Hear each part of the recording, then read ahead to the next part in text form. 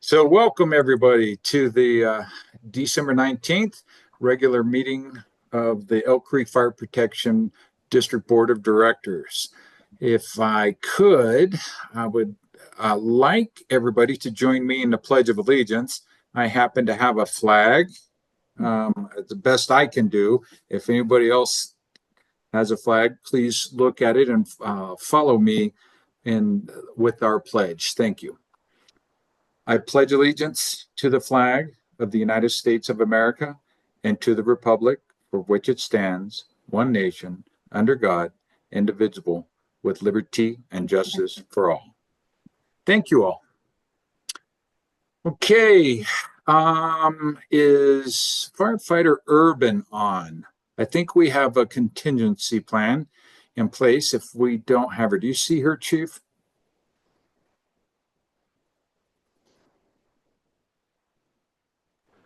I do not. I just saw Flip actually came on and said Bethany asked him to read the line of duty deaths, so he has the list and he's prepared to do so. All right, perfect. I received the same text from Bethany. Mr. Koch, if you would, please read the last month's line of duty deaths for us of our fallen sisters and brothers. It'll be an honor, sir. November 21st, 2024, Stephen Michael Pavetti, age 58, of a heart attack in Apollo, Pennsylvania. The 23rd of November of this year, John Alvin Goins, age 69, of unknown causes, Jacksonville, North Carolina. The 24th of November, Henry Sardina III, age 46, also of a heart attack, Hopatcong, New Jersey. Hope I didn't butcher that. The 27th of November, Robert Bob Chandler, age 58, also of a heart attack in Anchorage, Alaska. The 4th of December, Richard Gillis, age 55, of occupational cancer, Brookline, Massachusetts. That same day, Ralph Meyer, age 72, of a heart attack in Osgood, Indiana. The 12th of December, Tyler Kreiter, age 43, of occupational cancer, Green Bay, Wisconsin. That same day, Richard Rick Sanders, age 48, also of heart attack, Winchester, Indiana. And on the 14th of December, George Turley, age 58, of a medical emergency, unspecified, Chattanooga, Tennessee. And that's the end of the list. All right, if you all would just join me for a brief moment of silence as we recognize the lives of these heroes, both firefighters and fallen responders. Thank you.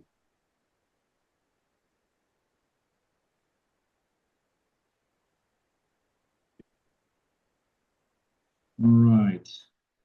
Thank you again. I'll take a roll call of officers. I am aware that Director Baker is excused absence. I see Director Newby. I saw his face for a second. I see Director Devaney and Director Woods. Thank you very much. So, less Director Baker, all the board members are here. Next, I'd like to call for an addition or deletion to the agenda. Is there any addition or deletions needed for the agenda as presented? Hearing none, I get a motion to approve the agenda as presented. Be quick with Dom and wait. We have one change. We do not have the October minutes. We just have the November minutes. So we can approve the November minutes.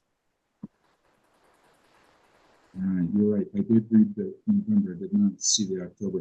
Dom, do you, I know you had taken over that responsibility. Okay.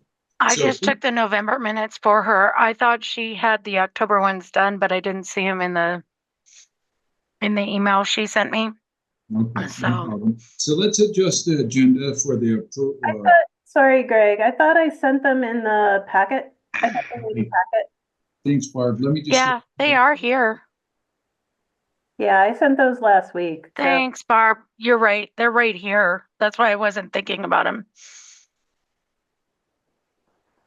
They're right after the agenda. Thanks, Barb. Okay. I was just doing November, man. See. September, October. Okay, got it. All right. Can I get a motion to approve the agenda as presented? So moved. Motion by Second, Director Wayne, is there a second? Second by Director Woods. second. All in favor? Aye. Aye. Against? Chuck, you're muted if you're talking to us. No. Okay, so that is 2 for and 1 against. Okay, so that motion carries. We'll move into, I would ask, as we move into our public comment period, for those that are wishing to speak, in the chat function of Zoom, if you would just place your name and request for public comment. Let me jump over to our chat function right now. And we'll wait just a second. Again, this is unique for us, but would love to give people just a minute, if they are interested in public comment, to place their request into the chat function.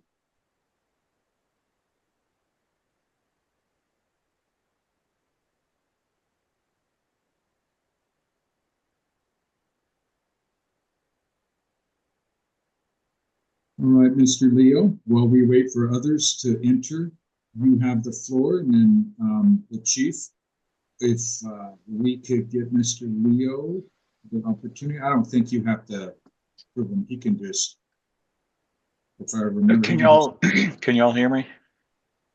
Yes, sir, Mr. Leo. Is it possible that we could see you on video? Oh, yeah, boy, do you want to ruin a perfectly good Zoom call? But yes. Thank you, sir. You're welcome. Al Leo, live at 19293 Silver Ranch Road in Conifer. Comments about unification. Apparently 2 citizens, one of whom is a member of this board, have filed the threatened litigation, which puts the health, well-being, and safety of all Conifer citizens at risk. Elk Creek Fire Protection District has clearly articulated the need for unification and followed the legal Title 32 exclusion and inclusion process to implement it. This board approved the measure required to move forward by a 4-to-1 margin at the November meeting. Things should have gone smoothly from there, as they are with Intercanyon and North Fork. North Fork, by the way, recently set its 2025 mill levy at 12 mil. But I ask this board to take whatever legal measures are required to ensure unification moves forward as passed by this body by a 4-to-1 margin. Those interfering offer no alternatives, just obstruction. Please don't let 2 people put everyone in Conifer at risk. Lives truly matter here, and yet they are never mentioned by the petitioners in their appeal. Please do what you can to move forward with unification. Thank you. Thank you, Mr. Leo. The next public comment that we have is Mr. Koch. Mr. Koch, if you would unmute yourself and then put yourself on camera for us, please. Unmuted, and I'll make myself visible, but it ain't pretty. Okay. Thank you, sir. Let me get to where I need to be. I'm sorry. All right, I'm in my own way. Hey, my name is Flip Koch. I reside in the Wombly Valley area of Elk Creek Fire Protection District, or ECFPD. I'm a volunteer member of this FPD and a 3rd-generation firefighter. I've spoken and written about unification and the challenges facing it by the actions of 2 misguided citizens, one a director of this board, who are holding us all hostage. I would like to speak briefly this evening about Elk Creek's legal expenses. Many places of business and institutions, because of their needs, have in-house counsel, one or more attorney on salary who provides legal consultation to the organization. Elk Creek is not one of these. Instead, and in a fiscally prudent manner, we hire outside attorneys as we need them in a pay-as-you-go expenditure model, as do most U.S. citizens. During my time with Elk Creek, we have mostly employed members of the firm Lyons Gaddis, and most often in the person of Mr. John Camille, Esquire. Every time we use this firm, however, Elk Creek pays for the associated time, fees, and such. These are our property taxes that consequently become unavailable for other purposes. Through the Colorado Open Records Act, or CORA, I've requested information concerning Elk Creek's legal expenditures in 2023 and 2024. It's important that these be read into the record.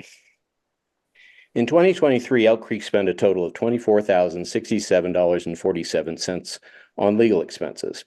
Of this, $15,189.30, or over 63%, were reported as directly attributable to the demands and actions of Director Newby. In 2024, the legal expenditure total has been $31,561.06, of which $7,168.50, nearly 23%, was directly attributable again to Director Newby. These 2024 numbers are only current as of 10 December, with Director Newby and Dr. Whitehead's pending legal actions and petition of the Jefferson County Board of County Commissioners. Who knows how large these numbers will actually grow to be. In summary, across 23 months, Mr. Newby is reported to have caused legal expenses totaling $22,357.80, which amounts to more than 40% of Elk Creek's total legal budget across this period.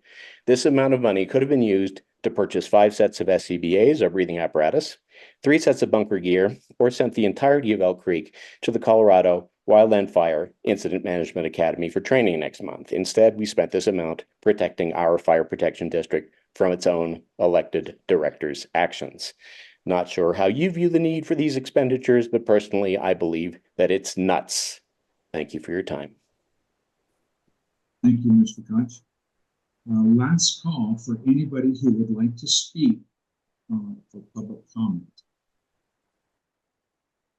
Last call. All right. That will lead us into the review and approval of the October and November regular meeting minutes. I'll entertain a motion and then we can go into discussion. I'll make a motion to approve the October and November meeting minutes, 2024. Second. Second. Perfect. Discussion on the motion. Chuck, if you're speaking again, you're muted.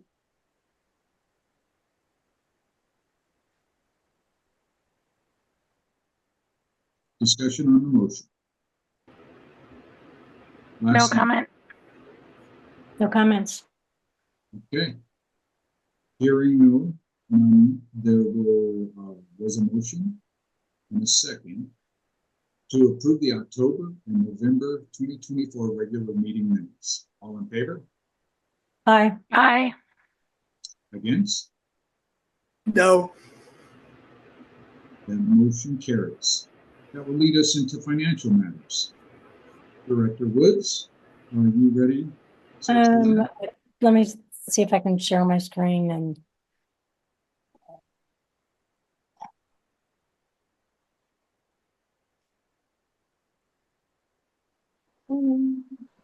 Yeah, can you hear me okay? I can hear you. Can you hear me? Yeah, no, I'm trying to share my screen and for some reason it's not. There we go. Let's try that. Okay. Give me another second here. It's been a while since I've had to share my screen. You're doing good so far.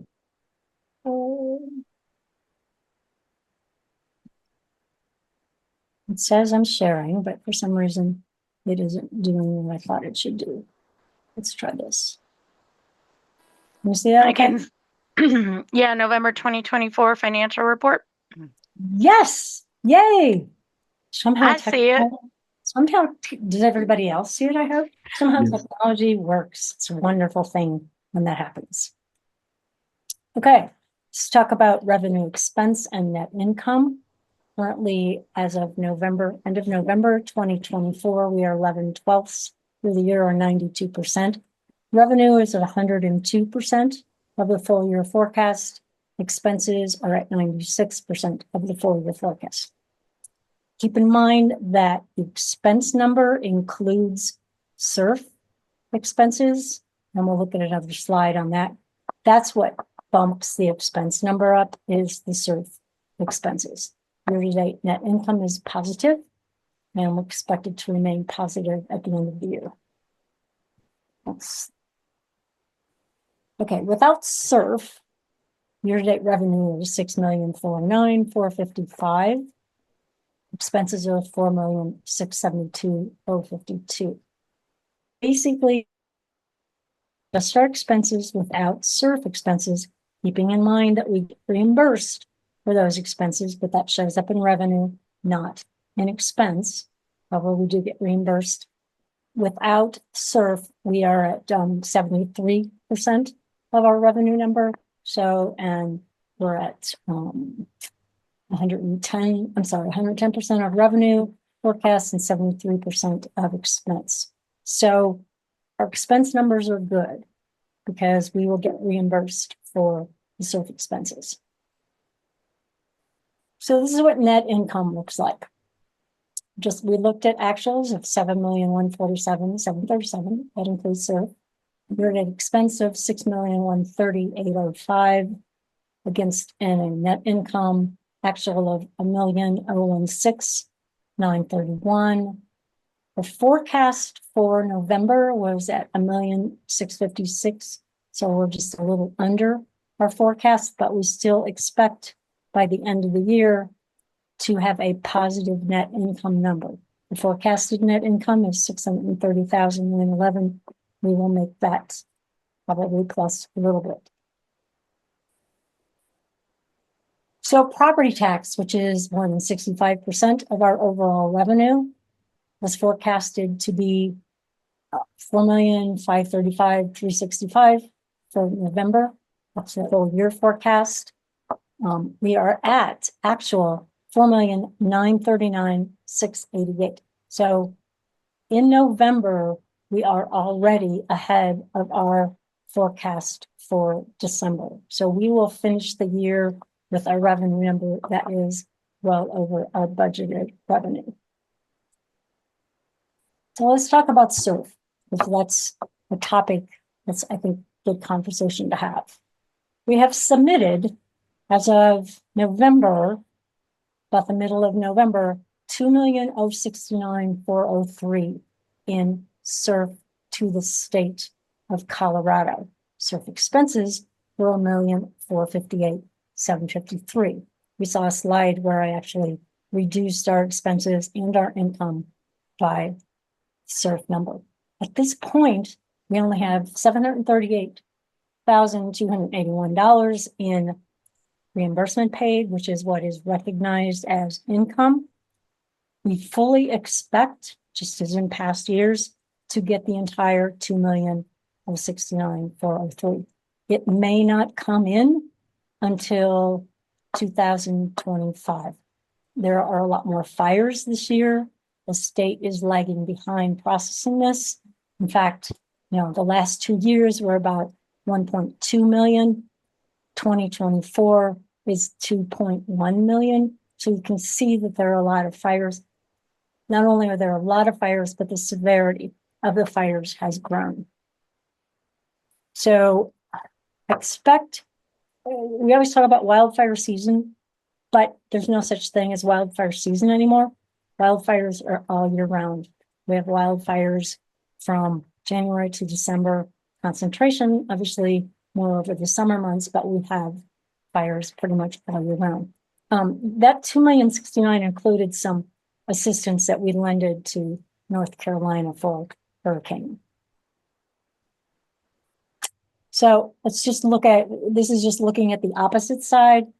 Again, the $2,069,403 submitted, not paid is $1,331,122. So the state has a lot of money yet to disperse. And again, we expect to get all of that.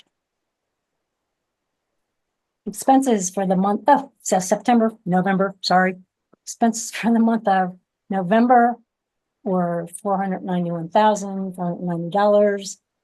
And I would like to make a motion to approve the November 2024 expenses of $491,490. Is there a second? Second. Any discussion on Director White's motion? Any discussion? No discussion. All right, we've got a question then. Director White made the motion to approve the Sage Financial Ledger expenses reported for November 2024, $491,490. All in favor? Aye. Aye. Against that, well, actually, there is no other board members, so the motion carries. That leads us to Chief Ware's report. Chief, are you ready to go? All right, I am. Hi, everybody. So first off, did have a couple updates. I said with our budget that we presented and submitted, we're going to have to start making amendments one way or another. It looks like with the legal challenges we are encountering right now, we're probably going to have to set up for an election. So we reached out to Circuit Rider of Colorado. They've done a great job for us in the past. I would like to use them again. This isn't really a board actionable item. Usually we go ahead and select this. But we got a bid for that. It's looking like for Circuit Rider, their bid is right around $20,000. We'll get an official bid and get them in place for the January meeting. Again, that was an unbudgeted expense, so we will, we can cover it on the front end. There are a couple places we can take it from, but towards the end of the year, that's probably one of the budget amendments we may have to make. The other thing I wanted to bring up is the update on the ordering of the fire engines. The leasing company that we have worked with in the past, we filled out our credit application, we did our due diligence, and they right now, I'm going back and forth with the leasing company because they try and establish risk, and it's outside of financial risk, et cetera, et cetera. But they have said, based on our legal challenges we're facing now, I had to justify a lot of what's going on, and they're not sure if they're going to write that lease, which is a challenge. They have the lowest rates around. If we go with a different firm, we'll shop it and we'll see. The easiest one we can do is with the vendor, but it's about 0.25% more on the lease, which isn't a big deal, but when you're talking $2 million, it does add up. So more to be coming on that. The lender should have the final determination. I've been going back and forth, sent some emails and some letters today. We should have a determination next week. And then hopefully in the January meeting, we'll have a resolution to go ahead and enter into the lease with those. Operations for November, fairly straightforward. Usually November is a relatively slowest staffing. We had 139 hours volunteer. 3 members per call was the average response time just over 9 minutes. We were down a little bit. We had 94 runs for the month. Only had 1 fire. Mutual aid was 1 for 1. We ended up giving mutual aid 4 times, receiving it 4 times, and number of transports was 34. We did have 161 hours of training for the month. In fire prevention, we had 14 inspections and permits, 16 letters and county referrals and insurance requests. One of the big things that we did get to do was the core facility is near opening, so we were doing our tours of it. All the shifts, as well as some other agencies, we got to tour the new facility, just to familiarize ourselves with it. So they went out of their way. That was pretty handy. Beautiful facility. It does have a very modern fire suppression system as well as alarm system. So we were able to get that done. And then Fire Marshal Rush attended the Colorado International Association of Arson Investigators Conference. One thing I did want to update on, I sent that email out. This is something that we could talk about in January, but I'm sure you saw it, the extra $18,000 expense. It's Station 3. This is the one up on top of Conifer Mountain. It's right around 10,000 feet above sea level. We have had one of the original heaters in the building that failed last year. We've been kind of kicking the can down the road. Somebody's trying to fix it. We're looking at heat exchangers, etc., and it wasn't able to be fixed. And then the other two newer ones had mechanical issues. So we ended up in we ended up having to replace the original heater as well as repair the other two, because at this time of year we couldn't really since we store trucks full of water up there, we kind of had to have heat in a hurry. So hence the extra $18,000 bill. It was kind of a shock, but we had to do it, and that was just one extra bit we had. So that's about what we got. Thank you. Are there any questions of Chief Ware? Quick question. Yeah. On the building repair, which totally awesome, fix it, great. Is that gonna net change the budget, or is there enough latitude in there that it's not gonna require an amendment? No, there's enough latitude in there. With all of our antiquated infrastructure in our capital, we usually, in the facilities capital, we'll usually have enough extra if we do have a major there. They told us 15 years. So we had it in there. So there shouldn't be any changes. Perfect. Glad it's fixed. Me too. It should be, I think it was completed today. Awesome. Any And other then questions? I Go actually ahead. do have another question. Can you just clarify for me, Jake? When you're talking about the fire truck and the replacement and the lease option on that, they're referencing the current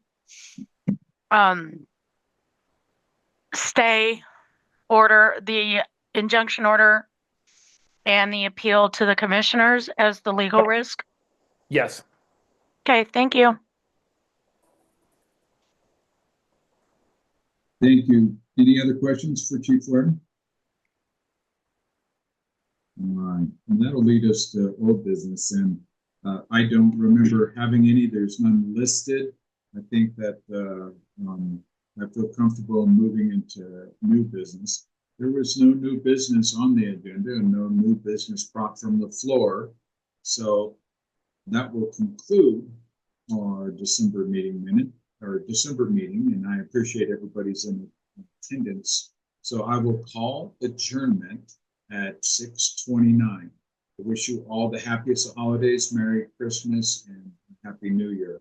And thank you all for your interest and participation. Have a great Christmas.